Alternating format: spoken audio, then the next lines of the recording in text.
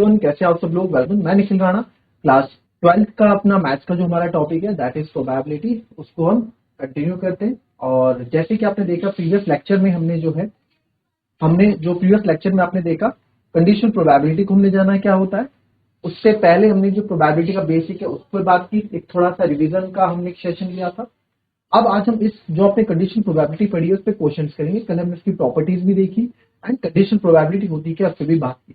तो चलिए अपनी क्लास शुरू करते हैं। शुरू करने से पहले हमेशा की तरह थॉट ऑफ द डे लेके चलते हैं। तो आज का थॉट ऑफ द डे है बच्चों, if you are not willing to learn no one can help you and if you are determined to learn no one can stop. जी हाँ, if you are not willing to learn, अगर आपके अंदर कुछ चीज सीखने की चाह नहीं है, if you are not willing to learn, आप कोई चीज नहीं सीखना चाहते हैं तो आप चाह के भी कोई कुछ चीज नहीं सीख सकते। And if you are determined to learn, अगर आप किसी चीजों को लेकर डिटरमाइंड है, किसी चीजों को लेके आपने कोई चीज ठानी भी है तो आपको चाह के भी कोई नहीं रोक सकता। कहने का मतलब क्या, चाह के भी कोई रोक सकते का मतलब ये नहीं है कि आपका हाथ पकड़ के रोकने लग जाएंगे। ठीक है, इसका मतलब ये है कि भाई देखो, अगर आप कोई मन आप देखो, if you are not willing to learn, ठीक है, आपके अंदर कोई चीज सीखने की चाह नहीं है तो आपको कोई भी नहीं सिखा सकता। वो चाहे वर्ल्ड का बेस्ट टीचर आ जाए, वर्ल्ड का बेस्ट कोच आ जाए, आपका मन ही नहीं है तो आप कैसे कुछ चीज सीख पाओगे। बट वहीं अगर आप किसी चीज को लेके छोटे छोटे गोल्स आप बना लो, देखो इतनी बड़ी हम बोलते हैं कोई चीज ठान ली, बहुत बड़ी बात होती है ठानना और उस चीज पे फोकस करना। आप छोटे छोटे से शुरुआत करो। तो इसमें क्या होता है ना, इसका कहने का मतलब ये no one can stop you का मतलब ये कि जो आपके अंदर से एक्सक्यूजेस आते हैं वो खुद से आपके अंदर से वो बहाने निकल के बाहर नहीं आएंगे, है ना। जैसे हमारे गेस्ट आ जाते हैं, तो गेस्ट आ गए तो लोग आते हैं तो क्या होता है, ये गेस्ट आ गए जी तुम्हारे यहाँ। तो बच्चों को क्या होता है, आपने देखा होगा यार आज थोड़ा रिलैक्स मिलेगा, घर वाले कुछ नहीं बोलने वाले, अपना मोबाइल चलाओ, टीवी देखो, गेम खेलो, जो भी। बट अगर आपने वही जो बंदा डिटरमाइंड होगा अपनी चीजों को लेकर, थोड़ी देर गेस्ट के साथ बैठेगा, ठीक है, उनके साथ हाय हेलो करेंगे, उसके बाद फिर अपने रूम में या जहां पे भी जो आपके गोल है उसकी तरफ, उस पे अपनी चीजों के लिए अपने अपने जो भी आपका फर्दर गोल है, जहां आप अपने को देखना चाहते हैं आने वाले कुछ सालों में, उसके लिए जो भी आपके गोल है वट एवर इट इज, आप उसके लिए टाइम निकालेंगे। ठीक है, गेस्ट आ भी रहे तो उसके लिए आप टाइम निकालेंगे, चलो अभी गेस्ट के साथ बैठ गए तो बाद में टाइम एक्स्ट्रा दे देंगे। तो ये चीजें तभी अंदर से आती है जब आप किसी चीज के लिए आप सीरियस है, किसी चीज के लिए आपने ठाना है कि नहीं ये चीज मुझे करनी करनी। आप छोटा से एग्जाम्पल से करके देखना, आप फॉर एग्जाम्पल कोई सा भी सब्जेक्ट ले लेना, मैथ, साइंस, फिजिक्स, केमिस्ट्री, कुछ भी आप ले लेना। उसने सोचना है कि यार ये एक चैप्टर ना मैंने 2 दिन में फिनिश करना है या 1 दिन में फिनिश करना है, जो भी जिस लेवल का चैप्टर है, 2 दिन में या 3 दिन में मुझे चैप्टर हर तरीके से फिनिश करना है। न्यूमेरिकल से लेके वर्ड प्रॉब्लम से लेके हर एक चीज फिनिश करिए, ताकि मैं इसका जब टेस्ट दूं, ठीक है, आजकल बहुत जगह आपको नेट पे मिल जाती है कि किसी चैप्टर को डालो, उसके बहुत सारे क्वेश्चंस मिल जाएंगे आपको। जब मैं इसका टेस्ट दूं तो मेरे को कम से कम 95% से ऊपर नंबर मेरे को इस चैप्टर के अंदर मिले। तो छोटी छोटी चीजें ठानो, छोटे छोटे गोल्स बनाओ। जब छोटे छोटे गोल्स आप अचीव करोगे तभी तो आप बड़े गोल्स बना पाओगे। ठीक है, तो चलिए फिलहाल हम बात करते हैं, हमने जो कल कंडीशनल प्रोबेबिलिटी की थी। चलिए क्वेश्चन है, ठीक है, और यहाँ पे आपको, चलो इससे पहले क्वेश्चन और कर लो पहले, या यही क्वेश्चन करेंगे, बताओ। प्रोबेबिलिटी ऑफ ए आपको दी है 0.8, प्रोबेबिलिटी ऑफ बी आपको दी है 0.5 and probability of B over A आपको दिया है 0.4। देन फाइंड करना है आपको first probability of A intersection B. First क्या फाइंड करना है, probability of A intersection B. दूसरा है probability of B over A, ये आपको फाइंड करना है। ठीक है, बी ओवर ए फाइंड करोगे, ऐसा करो, probability of B over A तो गिवन है, probability of A over B find करो। ठीक है, और probability of A union B भी फाइंड करो। Probability of A union B भी फाइंड करो। चलो कैसे करेंगे, कैसे करेंगे जरा बताओ, फटाफट बता दो। ए इंटरसेक्शन बी बोलूं चाहे बी इंटरसेक्शन ए बोलूं, बात एक ही है ना। तो आइए देखते हैं।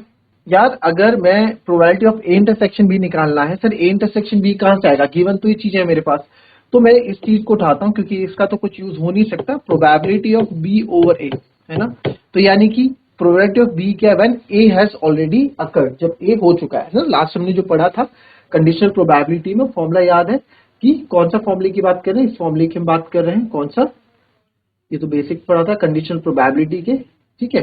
प्रोबेबिलिटी ऑफ, ये हमने पढ़ा था प्रोबेबिलिटी ई ओवर एफ में, ठीक है, probability of E intersection F upon probability of F, है ना।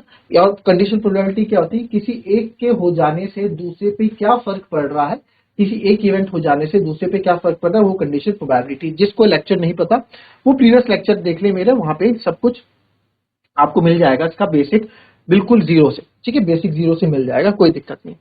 अच्छा, बी ओवर ए क्या है sir, probability of B over A का फॉर्मूला होगा probability of B intersection A upon, नीचे कौन सा आता है जी, प्रोबेबिलिटी ऑफ ए आएगा नीचे, क्योंकि प्रोबेबिलिटी ऑफ ए जो नीचे कौन आता है, जो ऑलरेडी हो चुका होता है। जैसे प्रोबेबिलिटी एफ क्वेश्चन में फिगर के फिगर बोल रहा हूँ, फॉर्मूले के according probability of E over F था ना, तो प्रोबेबिलिटी ऑफ ई निकालनी है when F has already occurred, तो probability of E intersection F upon probability of F. तो मैं ई इंटरसेक्शन एफ लिखूं चाहे एफ इंटरसेक्शन ई लिखूं, बात आपकी एक ही है, ठीक है। इसको इंटरसेक्शन साइन बोलते हैं। और एंड मैंने आपको बताया था, फिर से बता देता हूं, ये तो होता है और ये होता है मैथ्स में प्रोबेबिलिटी में एंड, ठीक है। तो आइए लगाते हैं फॉर्मूला, बी ओवर ए आपको 0.4 दे रखा है सर, ठीक है। Probability of B intersection A ये मेरे को निकालना है, इसको मैं ए इंटरसेक्शन बी भी लिख सकता हूं, और प्रोबेबिलिटी ऑफ ए मेरे को यहाँ पे 0.8 यहाँ पे दे रखा है, ठीक है। तो 0.8 दे रखा है, तो इसको मैं इधर क्रॉस मल्टीप्लाई कर दूंगा, 0.4 into 0.8 is equal to probability of A intersection B. मैं इसको नंबर ही ट्रीट करूंगा, पॉइंट ट्रीट नहीं करूंगा। 8 4 जा 32, 32.1 2 के बाद है, तो 1 2 के बाद मैं भी पॉइंट लगाऊंगा 0.32। तो probability of A intersection B 0.32, probability of A intersection B 0.32, right. कोई दिक्कत, कोई दिक्कत, ठीक है। चल दूसरा है आपका probability of A over B. अब यहां पे अलग चीज हो गया, probability of A over B. तो क्या है प्रोबेबिलिटी ऑफ ए और बी, कैसे निकालोगे, ए और बी का मतलब क्या भाई, probability of sir A intersection B upon probability of, नीचे क्या आएगा बी। तो प्रोबेबिलिटी कहने का, इसको पढ़ोगे कैसे, प्रोबेबिलिटी ऑफ ए क्या है, when B is already occurred, जब बी हमारा हो चुका है, तो प्रोबेबिलिटी ऑफ ए क्या है, यही तो हमसे पूछा जा रहा है यहाँ पे, है ना, और कुछ पूछा जा रहा है, यही तो पूछा जा रहा है इसमें। तो अब देखें इसमें आप, तो प्रोबेबिलिटी ऑफ ए और बी हमको यहाँ पे बोला है निकालने के लिए, probability of A intersection B हमने निकाला 0.32, 0.32 निकाला upon probability of B. Probability of B क्या होता है सर, प्रोबेबिलिटी ऑफ बी आपका यहाँ पे हो जाएगा 0.5, क्या होगा 0.5। तो अब आप देखें सिंपल, यहाँ से मैं पॉइंट हटा दूंगा, नीचे 2 0 आ जाएंगे, यहाँ से एक पॉइंट हटा दूंगा, 1 0, कोई दिक्कत नहीं, किसी से भी कोई चीज घबराने की जरूरत नहीं, आराम से आप फॉर्मूले यहाँ पे लगाएं और आराम से आप कैलकुलेशन करें। तो ये 5 बन गया, 5 2 10, मैं इसको कर देता हूँ। और मैं यहाँ पे देखो कैलकुलेशन की मेरी आदत क्या है कैलकुलेशन में, कि अगर जीरो पूरे कैंसिल हो रहे हैं तो मैं कैंसिल करता हूँ, अदरवाइज डिनोमिनेटर की मैं बात कर रहा हूँ, अदरवाइज मैं डिनोमिनेटर में जीरो कैंसिल नहीं करता हूँ, ठीक है। तो यहाँ पे ये हो जाएगा आपका 32 2 64 अपॉन, अब ये हो गया 100। तो मुझे पता है यार, मैं इसको डिवाइड करूंगा, फिर जो नंबर आएगा उससे मुझे डिवाइड करना पड़ेगा, तो it's very complicated and lengthy. तो मैं क्या कर दूंगा, बहुत इजी तरीका यहाँ पे अपनाऊंगा। डिनोमिनेटर में 2 जीरो, हम 8वीं 9वीं 10वीं चीजें पढ़ते आए हैं, ये चीजें सिंप्लीफिकेशन 8 9 10th में डिनोमिनेटर में 2 जीरो है, तो ऊपर भी 2 की बात क्या लगा दोगे, पॉइंट लगा दोगे। तो सर यहाँ पे मैं इसको क्या कर दूंगा, इसको 0.64 कर दूंगा बजाय काटने के। अब जो बच्चे काटेंगे इसको, वो देखो कैसे करेंगे, ये कर देंगे 4 से 16 टाइम, 4 से 25 टाइम। अब सर 25 अपॉन 16 करोगे, तो 16 अपॉन 25 करोगे, डिवाइड करोगे, तो यही चीज आपको देखने को वहां मिलेगी, है ना। अब बच्चे क्या करेंगे, 25 अपॉन 16 करेंगे, पॉइंट लगाएंगे 0, 25 6 150 होता है, ठीक है। तो ये हो गया 150, 0 6 में से 5 गया, 1 पॉइंट लगेगा 0, 25 4 100 होता है, तो 0.64 आएगा। तो ये छोटी छोटी चीजें हैं जो कैलकुलेशन में आपको ध्यान देनी है, ठीक है। हाँ सर, अगर जीरो पूरे कैंसिल हो रहे हैं तब तो कट कर दीजिए, अगर कैंसिल नहीं हो रहे हैं तो बस पॉइंट लगा दो, बात एक ही है। हमारा टाइम बच जाएगा। क्लियर? कॉपी कर लेंगे इसको।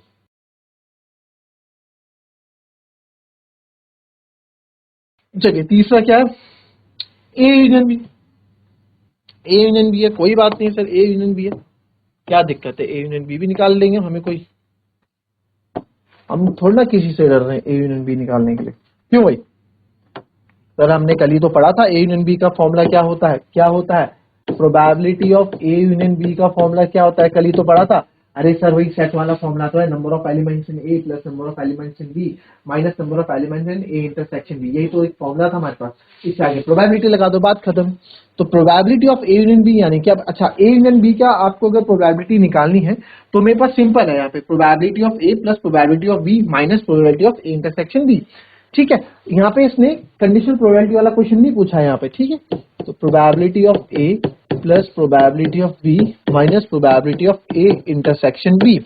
तो प्रोबेबिलिटी ऑफ ए मेरे पास था, हमने, बहुत इजी क्वेश्चन है, तो बहुत इजी आएगा भी, तो मुश्किल या ऑब्जेक्टिव टाइप में आएगा, अदरवाइज नहीं आएगा, एमसीक्यू में देखने को मिलेगा। ए इंटरसेक्शन भी आपने 0.32 निकाला। ठीक है, तो कुछ भी इसमें ऐसा कुछ है नहीं, इसको सॉल्व करोगे, सिंपल सी कैलकुलेशन से सॉल्व करोगे। ये मैंने इसलिए, ये क्वेश्चन इसलिए मैंने यहाँ पे लिया, थोड़ा बेसिक एक बार थोड़ा मजबूत हो जाए, आप चीजों को यूज करना सीख जाओ एक बार। ठीक है, क्वेश्चन कॉपी कर लेंगे, उसके बाद कोई दिक्कत नहीं है। चलो इसी से रिलेटेड मैं क्वेश्चन और दे देता हूँ, अच्छा क्वेश्चन है वो। ठीक है, अच्छा क्वेश्चन है, वो मिल नहीं रहा है, चलो मैं लिख ही देता हूँ, ये तो आप कर लेंगे। ठीक है, आई होप आप कर लोगे। तो नेक्स्ट क्वेश्चन है, फाइंड ए यूनियन बी, नहीं है probability of A, find probability of A union B. ठीक है, if 2 times of probability A is equals to probability of B is equals to 5/18। ठीक है, या 5/13। ठीक है, ये आपको निकालना है। एंड आपको A over B and probability of A over B जो आपको यहाँ पे दे रखा है, वो दे रखा है 2/5। चलो ठीक है, ये आपको यहाँ पे निकालना है। क्वेश्चन बहुत सिंपल सा है, सिंपल सादा सा क्वेश्चन है। चलो कर लेंगे इसको, और ये तो आप कर ही लोगे है ना, ये देख लो एक बार। अब यहाँ पे जो हमें पूछा है ना क्वेश्चन, यहाँ पे जो क्वेश्चन आपको पूछा है, या जब भी आपको क्वेश्चन पूछा जाएगा, तो इस वाले केस में अगर आप देखेंगे ना, किस वाले केस में, इस वाले केस में भी अगर ए यूनियन बी हमको पूछा भी गया है, ए यूनियन बी आपको पूछा भी गया है, तो आप वो भी लगा, यहाँ पे probability of A over B plus probability of B over A, ठीक है, minus probability of A intersection B, ये यूज करेंगे। क्योंकि ये तो पोजीशन, ये फॉर्मूला हमारा वो था, कौन सा, 11th वाला। 12th में आप कंडीशनल प्रोबेबिलिटी यूज कर रहे हैं, तो आप ए अपॉन बी, ये आपके पास वैल्यू भी आई ना, आपके पास 0.64 आई, प्लस बी ओवर ए की वैल्यू हमको दे रखी थी 0.4, और ये तो आपने निकाली 0.32 आपने निकाली है ना, तो ये होगा। अभी फिलहाल इस क्वेश्चन पे फोकस करते हैं। चलिए आ जाते हैं इसमें। देखो मैंने आपको बताया ना इससे पहले, अगर इस तरह से होगा तो आप ये वैल्यूज डाल देंगे, और सिंपल पूछा होगा तो आप ये वैल्यूज डाल देंगे। आइए अब इस क्वेश्चन पे बात करते हैं। सर इस क्वेश्चन पे क्या आपको दे रखा है, तो 2 times of probability of A और probability of B is equal to 5/13 दिया गया है, यानी प्रोबेबिलिटी ऑफ बी तो 5/13, तो मैं ये बोल सकता हूँ 2 टाइम्स ऑफ प्रोबेबिलिटी ऑफ ए भी आपका 5/13 है, क्रॉस मल्टीप्लाई हो जाएगा, तो प्रोबेबिलिटी ऑफ ए हो जाएगा सर 5/26। कोई दिक्कत इतने में, दिक्कत 5/26 आ गया, 5/13 मेरे पास है ही। प्रोबेबिलिटी ऑफ ए और बी दिया गया, यार ये क्यों दिया होगा ए और बी, वो इसलिए दिया गया क्योंकि इसके फॉर्मूले में ए इंटरसेक्शन बी की जरूरत हमको पड़ती है, और ए इंटरसेक्शन बी आपका यहां से निकल जाएगा, तो probability of A intersection B upon probability of B, जो नीचे होता है वही आता है। तो प्रोबेबिलिटी ऑफ ए और बी आपको दिया गया है 2/5, probability of A intersection B sir हमको ये निकालना है, प्रोबेबिलिटी ऑफ बी हमारे पास 5/13 है, तो सबसे ऊपर जाएगा। तो आप कैलकुलेशन देखेंगे 2/5 into 13 multiply, sorry 2/5 13 multiply by probability of A intersection B upon 5। तो 5 से 5 मेरा कैंसिल हो गया, बोल सकता हूं, ठीक है। तो यहां पे आप देखेंगे तो probability of A intersection B मेरा हो जाएगा 2, इधर है 13, 2/13 कितना हो जाएगा, 2/13 हो जाएगा। तो कोई दिक्कत नहीं है, प्रोबेबिलिटी ऑफ यहां निकाल लेता हूं, probability of A intersection B निकालना है, probability of A union B निकालना है, तो निकाल दो जी फटाफट। Probability of A plus probability of B minus probability of A intersection B. तो sir probability of A is 5/26, probability of B is 5/13 minus ये हो जाएगा 2/13। तो 5 में से 2 गए 3, है ना, 5 में से 2 गए आपके हो जाएंगे 5 प्लस 5/26 प्लस 3/13, ये हो जाएगा। तो 13 टू द 26, तो ये आ जाएगा आपका 11/26। ठीक है, आप करके देख लेना, आंसर यही आएगा। ठीक है, तो इस तरह के क्वेश्चन तो हमने कर लिए। अब बेसिक क्वेश्चन धीरे धीरे, अब एकदम तो आपको थोड़ा सीधा मेन क्वेश्चन उठा के ले जाऊंगा, है ना, ये भी एमसीक्यू टाइप के क्वेश्चन हमने किए, अब थोड़ा लेवल और इंक्रीज कर देंगे अपना। चलो एक क्वेश्चन ये भी कर लो, कोई दिक्कत नहीं, हो जाएगा क्वेश्चन, कोई बड़ी बात नहीं, फटाफट इस क्वेश्चन को कर लो।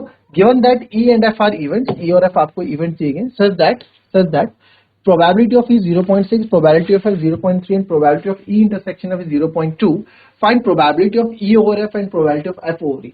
करो इस क्वेश्चन को जरा फटाफट। ये एमसीक्यू, सारे एमसीक्यू टाइप के क्वेश्चन है, एक नंबर के क्वेश्चन, एक नंबर के क्वेश्चन, एक नंबर भी बहुत इंपॉर्टेंट होता है, क्यों, है ना।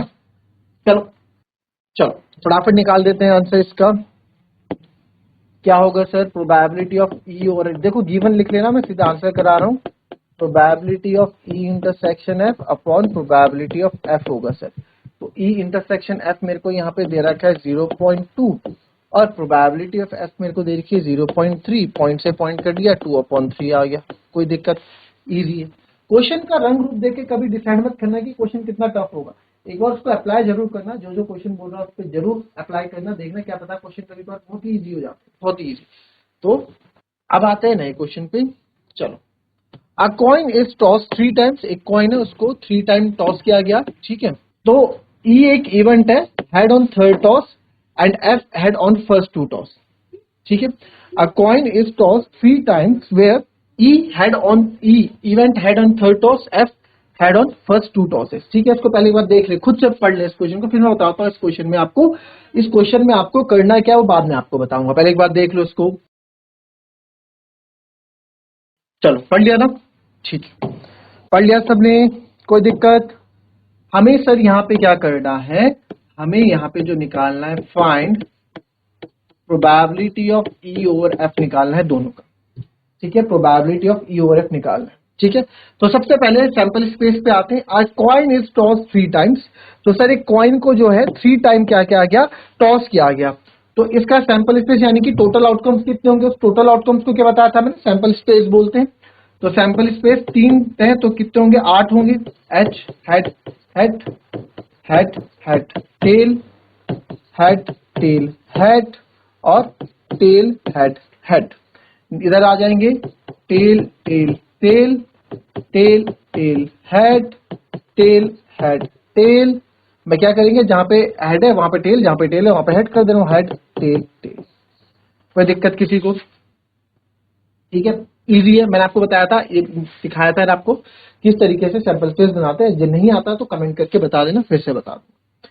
तो चलिए अब यहाँ पे आ जाते हैं कि ई एक इवेंट है ना, अब आ जाते हैं यहाँ पे ई क्या है सर, एक इवेंट है, पहले वाला पार्ट कर रहे हैं हम, ई इवेंट है, head on third toss, head on third toss. तो हेड ऑन थर्ड टॉस कहाँ है सर, एक तो एच एच एच ये होगा, थर्ड टॉस में हेड कहाँ आ रहा है, एच टेल हेड में आ रहा है, टेल हेड हेड में आ रहा है, टेल टेल हेड आ रहा है, ये 4 है जहां हेड ऑन थर्ड टॉस आ रहा है। और एफ है एक event head on first 2 tosses, और एफ मेरे पास इवेंट है हेड ऑन फर्स्ट 2 टॉसेस, तो हेड हेड हेड, और मेरे ख्याल से यस एच एच टी है, head on first 2 tosses, yes यही 2 हमारे पास है, ठीक है। अब मुझे पता है यार कि मुझे probability of E over F निकालना है, probability of E when F has already occurred, ये मुझे निकालना है। इसका फॉर्मूला होता है sir probability of E intersection F upon probability of F होता है। तो सर ई इंटरसेक्शन एफ का होना बहुत जरूरी है। तो यहाँ पे मैं ई इंटरसेक्शन एफ निकाल देता हूं। तो ई इंटरसेक्शन एफ निकालूंगा तो यहाँ पे क्या दिखेगा, एच एच एच, केवल एक ही एलिमेंट यहाँ पे मेरे को दिख रहा है, that is head head and head, right. अब आपको आ जाते हैं फॉर्मूले में। अब क्योंकि आपको पता है, साथ ही साथ आप क्या कर सकते हैं, साथ ही साथ अगर आप चाहें तो मैं साथ ही साथ यहाँ प्रोबेबिलिटी ऑफ ई भी निकाल सकता हूं, क्योंकि मेरे को चाहिए प्रोबेबिलिटी ऑफ ई के। तो 1 2 3 4, 4/8 यानी कि 1/2 हो जाएगा, टोटल फिर, और 4/8 यानी कि 1/2। इसकी बात करूंगा प्रोबेबिलिटी ऑफ एफ की, तो ये हो जाएगा 2/8, टोटल आउटकम्स 8 है यानी कि 1/4, ठीक है। और सर इसकी बात करेंगे probability of E intersection F की, तो सर ये जाएगा 1/8, ठीक है, क्योंकि 1/8 ही। तो अब यहाँ पे बात करते हैं, हमें probability of E over F हमें यहाँ पे निकालना है। तो that is probability of E intersection F upon probability of F. तो sir probability of E intersection F क्या है हमारे पास, हमने अभी निकाला 1/8 है, अपॉन प्रोबेबिलिटी ऑफ एफ क्या है सर 1/4 है, ठीक है। ये हम निकाल रहे हैं probability of E over F. तो सबसे नीचे वाला सबसे ऊपर जाएगा और ये हो जाएगा 4/8 यानी कि 1/2। तो आंसर क्या आ जाएगा हमारा 1/2, हमारा यहाँ पे आंसर आ जाएगा। किसी को कोई दिक्कत, किसी को कोई दिक्कत, ठीक है, इजी है, कोई दिक्कत नहीं है। अच्छा, इसमें जो है, अब मैं देखो मेरे को ना अगर डायरेक्ट अप्रोच यहाँ करनी थी, आपको पता है डायरेक्ट अप्रोच करेंगे तो सर कैसे करेंगे डायरेक्ट अप्रोच, मेरे को प्रॉब्लम ये नहीं निकालता फिर डायरेक्ट अप्रोच में। क्यों? क्योंकि सर मुझे डायरेक्ट फॉर्मूला पता है, आपने बता रखा है कि आप डायरेक्ट भी कर सकते हो, number of elements in E intersection F upon number of elements in F. तो number of elements E intersection F में कितने एलिमेंट थे सर, एक एलिमेंट था, और नंबर ऑफ एफ में कितने एलिमेंट, 2 थे, तो 1/2, तो सर ऐसे आ जाता है, ये देखो 1/2, है ना। तो प्रोबेबिलिटी का ये एक शॉर्ट तरीका भी इसको करने का, ठीक है, बताया था। चलिए कॉपी कर लेंगे इसको। सेकंड पार्ट में आते हैं, at least 2 heads and at most 2 heads. देखो क्वेश्चन चाहता था मैं एक पार्ट कराता, बट 2-3 पार्ट इसलिए करा रहा हूं क्योंकि एटलीस्ट एंड एटमोस्ट में आप लोग काफी कंफ्यूज भी हो जाते हैं। तो पहला पार्ट तो मैंने क्या, I will give you 1 minute and इसको आप ट्राई करो, इस क्वेश्चन को भी आप कर लें, ट्राई करेंगे जरा इस क्वेश्चन को, सेकंड पार्ट को करेंगे।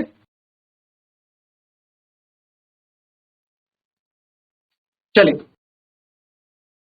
आते हैं, ई है एटलीस्ट 2 हेड्स, ठीक है, ई हमारे पास क्या है एटलीस्ट 2 हेड्स। सैंपल स्पेस फिर से लिखते हैं ताकि बार बार पीछे ना देखना पड़े, है ना। H H H H H T, फिर आपका आ जाएगा H T H T H H T T T, जहां पे एच है वहां पे मैं टी कर दे रहा हूं।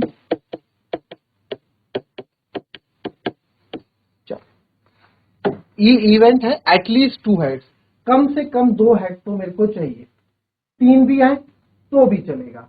एटलीस्ट 2 हेड मतलब कम से कम 2 हेड तो सर मेरे को चाहिए ही चाहिए कि 2 हेड्स हो, 2 से ज्यादा भी हो तो भी चलेगा, ठीक है। तो ई इवेंट है, कम से कम 2 चाहिए, 2 से ज्यादा भी हो तो भी चलेगा। एच एच टी आएगा, ये भी है एच टी एच आएगा, ये भी है टी एच एच आएगा, 2 या 2 से ज्यादा भी चलेंगे तो यहाँ सब पे एक ही है, तो ये हमारे बन जाएंगे, ठीक है। कम से कम 2 हेड्स तो मेरे को चाहिए, तो कम से कम जैसे बोलूंगा यार, कम से कम मेरी क्लास में 5 बच्चे होने चाहिए तभी मैं नया चैप्टर स्टार्ट करूंगा। 10 6 7 में हो तो भी ठीक है, बट 5 से कम नहीं होनी चाहिए, 4 में हो तो भी मैं चैप्टर स्टार्ट नहीं करूंगा, ठीक है। या फिर कम से कम यार तुम तो मेरी पार्टी में आ जाना, ठीक है, अच्छा होगा, अंकल आंटी भी आएंगे तो, बट कम से कम तुम तो आ जाओ, ठीक है। तो ये आप समझो कम से कम को, एटलीस्ट को। अब बोला एट मोस्ट 2 हेड्स, ज्यादा से ज्यादा, भैया पार्टी छोटी है, ज्यादा से ज्यादा एटमोस्ट, ज्यादा से ज्यादा 2 हेड्स चाहिए। कितने चाहिए, ज्यादा से ज्यादा 2 हेड्स, उससे ज्यादा नहीं।